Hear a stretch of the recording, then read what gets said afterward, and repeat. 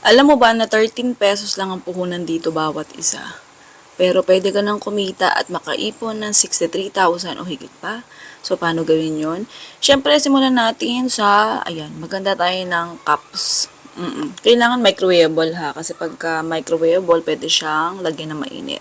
Sa isang lutuan, maglagay tayo ng 2 pirasong itlog, tapos batihin na natin siya. Mas okay kasi yan, para siguradong walang, ganun ganyan, oo, buo-buo.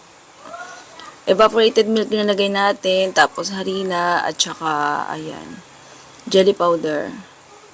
Optional lang yung jelly powder, pero kasi para maiwasang pumalpak ka at sigurado mamuo siya, kaya tayo naglalagay. Pwedeng maglagay ka konti lang kung gusto mong ano ka. Basta kung anong trip mo. Tapos haluin mo lang siya. Oo, hanggang sa malusaw yung mga dry ingredients. Pagka sa tingin mo nalusaw na, pwede mo nang ilagay yung condensed milk. Yan, simutin mo kasi bawat latak niyan binabayaran natin. Oo, 'di ba? Syempre, sayang naman. Oo. Pwede mo pang simutin ng tinapay yan. O, 'di ba, bongga? Tapos halo-halo lang din. Oo. Kung gusto mo mas perfect na smooth at walang namumuo talagang literal, pwede naman salain mo siya.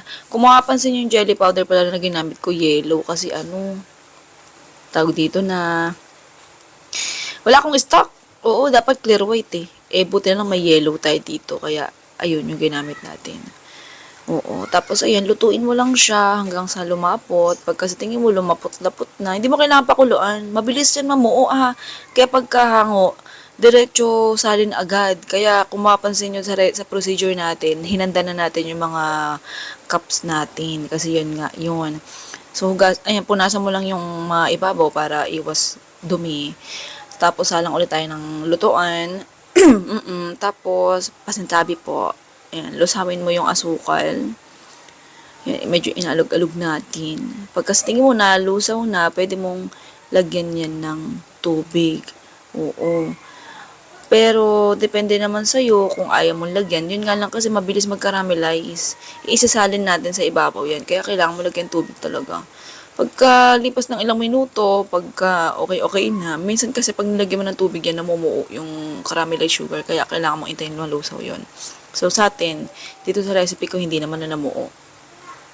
Tapos, diretso isalin mo na yan.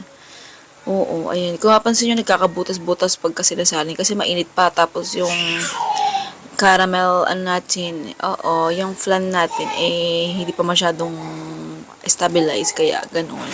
Oo. Tapos, ayun, takpan mo na. Dapat flat lang yung takip nito, kaya lang kasi, ang stock ko ditong cups na may takip, ayan, dome lid. So, okay na yan. Ganda naman tignan, di ba? Oo. Ganyan yung itsura niya. Mas maganda ilagay sa rep to kasi pagka nilagay mo sa rep, mas magiging smooth yung texture. So, yung recipe at costing, check nyo na lang yung link sa baba.